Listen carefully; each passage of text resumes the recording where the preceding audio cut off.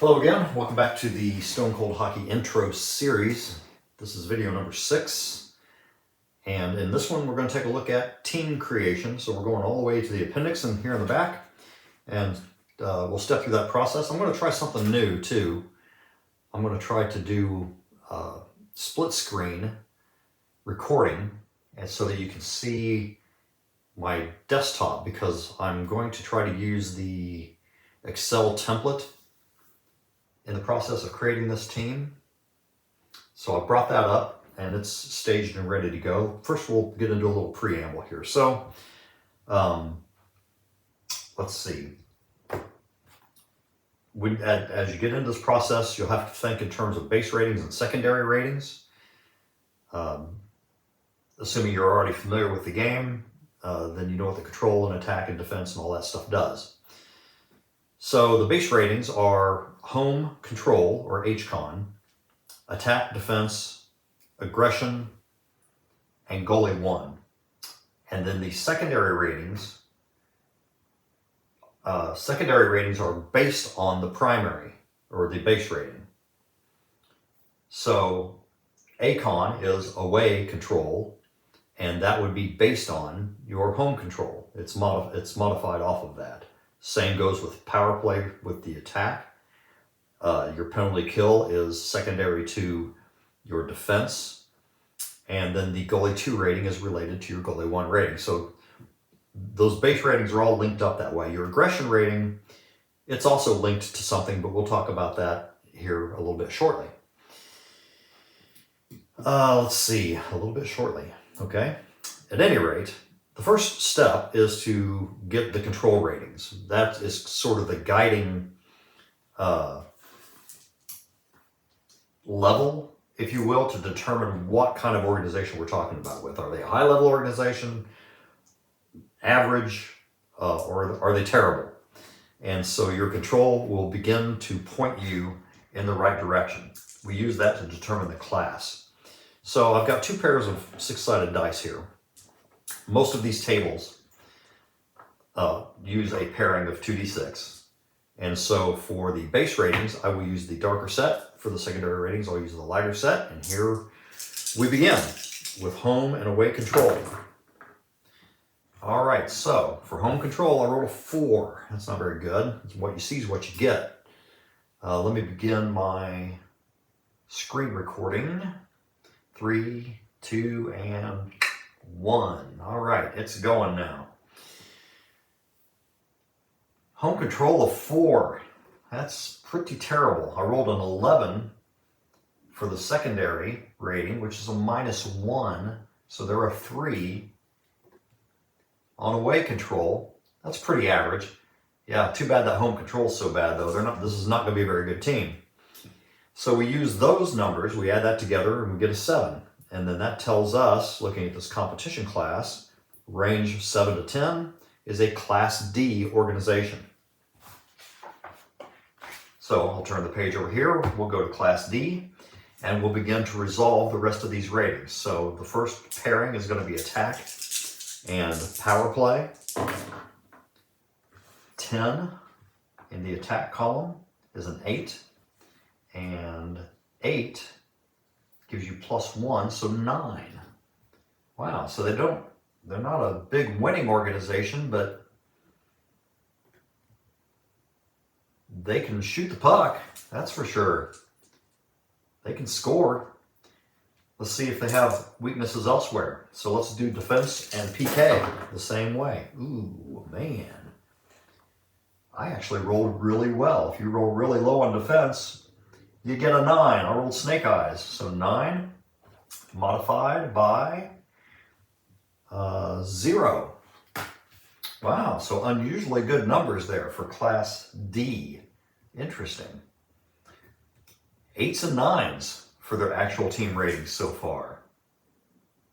That'll make this team really interesting to watch. All right, so goalie 1 rating. Do we want to do that next? Let's do that aggression.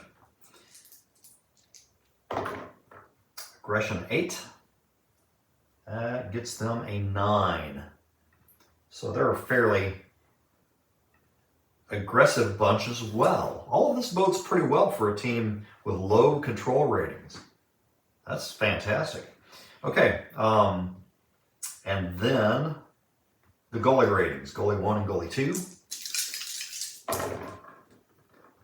6 for goalie 1 is going to get you a 5. And then 6 again, a 7 rather, is -2. So 5 and -2. So here's a weakness. You kind of figure they'd have one in there somewhere. So their best goaltender is a 5. That's below average. And then their backup is even worse. So there you go. That's going to be their problem. But this defense is going to bail them out. And so is that PK. Pretty interesting.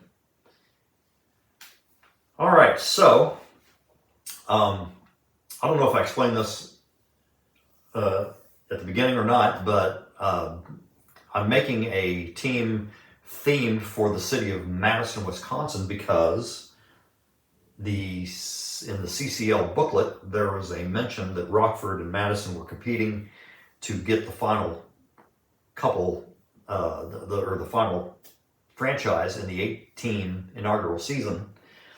And it was Rockford that won out, and so I'm kind of theoretically rolling this up to see what kind of team Madison could give us should one of the existing teams fold and a new team was to be introduced. And this is really intriguing so far. Let's see what else happens from here. So we finished with the Class D table, came up with some really good numbers for them, and we'll look at that aggression rating of 9. So we go to column 9. We're going to try to determine how many guys they have that are enforcer agitator types. 10. That's a pretty high roll. That gives them 2, though. It's close to being 3. So they're going to have 2 role players. I'm just going to put a number 2 up here as a placeholder for a second. And I didn't really need to do that, but let's go down to the 2 roles. We know that they have 2 role players. And let's see what they have, whether it's 2 of one, 2 of another, or 1 of each. 5, that's going to be 1 of each. So they have an E and an A. I'm just going to put an E and an A right there. Again, that's just sort of a reminder. 1 enforcer, 1 agitator, with that aggression rating of 9. And then there's some discussion here about fleshing out the player grid. So this may or may not be the best time for you to want to do that. If you've got a good website that provides, that generates the kind of names you would like in your league, there are many different options out there. Maybe we'll do a video on that sometime. I don't know. But yeah, it depends on what you got in mind. If you want a bunch of French sounding names, if you want American sounding names, European, then there might be different websites that are better or not for that.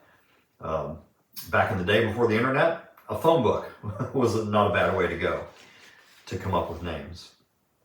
All right, so we've got our number of role players, we've got our team ratings all the way across the board, including goalies. And we flip over here and it's time to get the arrays for scoring, assists, and penalties. So this is pretty straightforward. You just roll and you grab a column. So that's column 2 for scoring. I'll grab that column, copy it, and then edit, paste special, values only, and drop it in. Column 5 for assists, same process.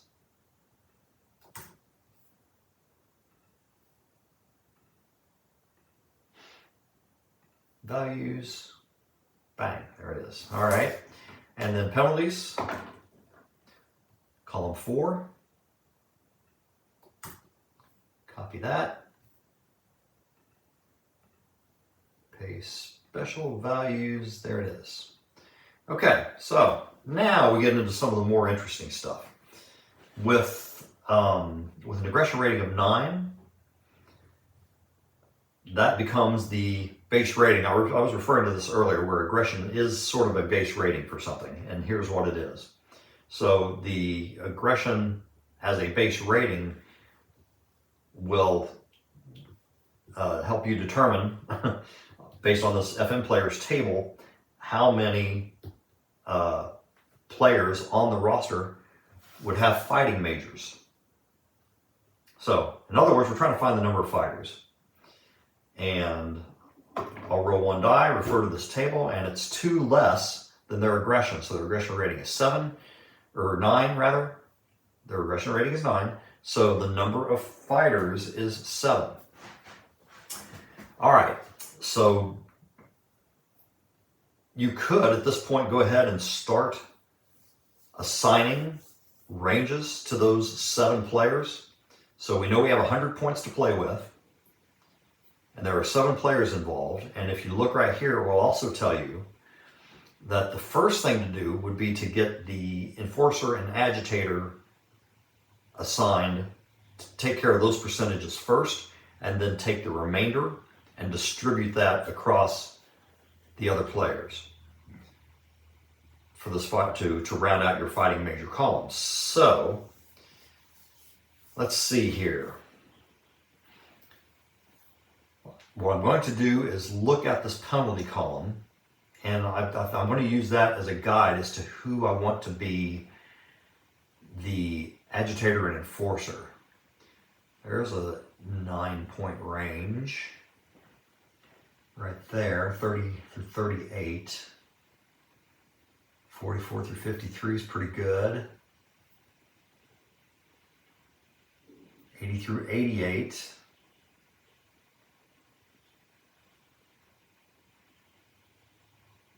I kind of like this 80 through 88.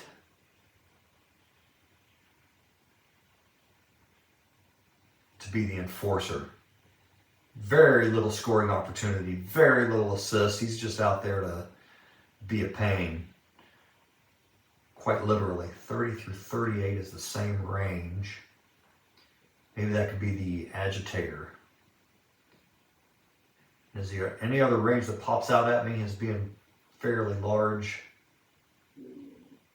No, not really. All right. So, put my agitator here. And my, oops, A.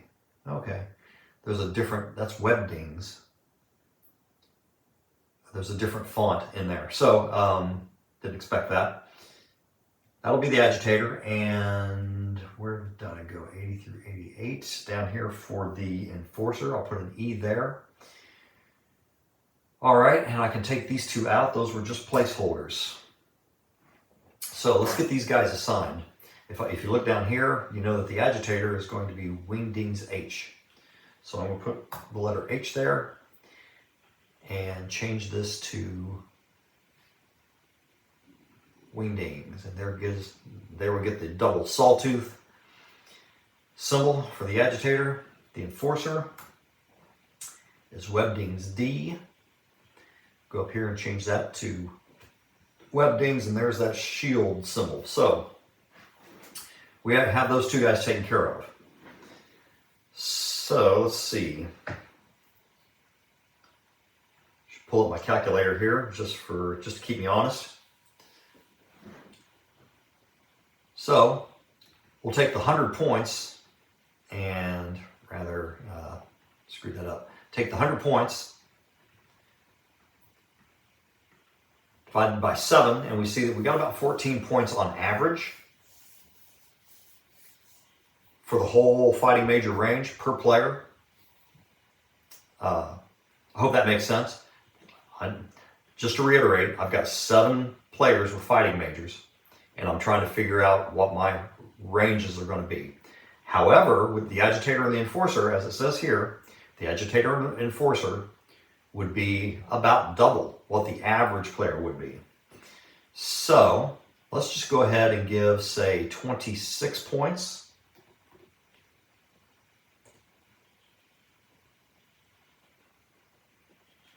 to the agitator.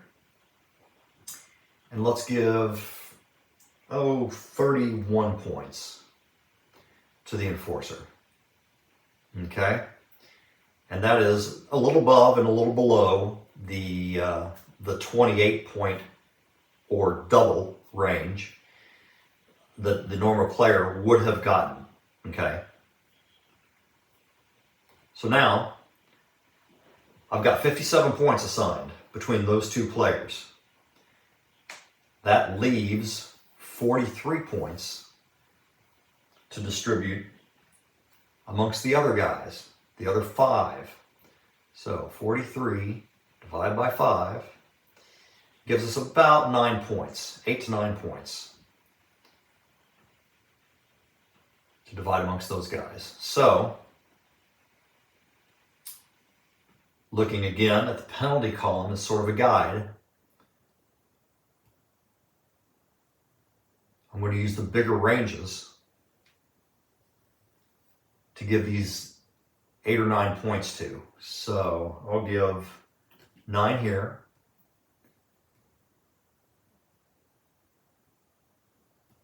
I like that range there. Give him 8.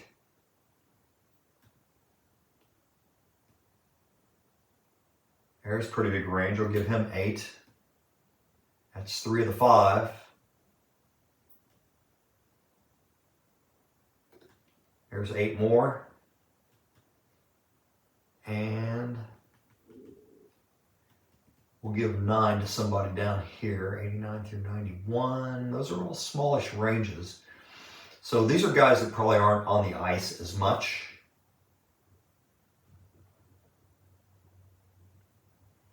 So I'm going to go ahead and I'll give 9 here. That gives me 1 point left to distribute elsewhere. And I think, as I look across here, I think I'll give it to him. So 9 points. Now I'm up to 100. All right. Yeah, you'll notice I put a little summation cell down here, and it just sums up the numbers that I assign in here. All right, and that's all I needed that for. It's not going to do anything for me now. So I'll take it out. I've got my 100 points assigned. I see what the ranges are.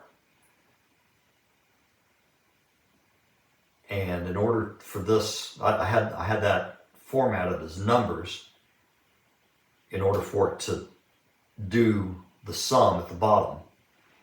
But now I'm going to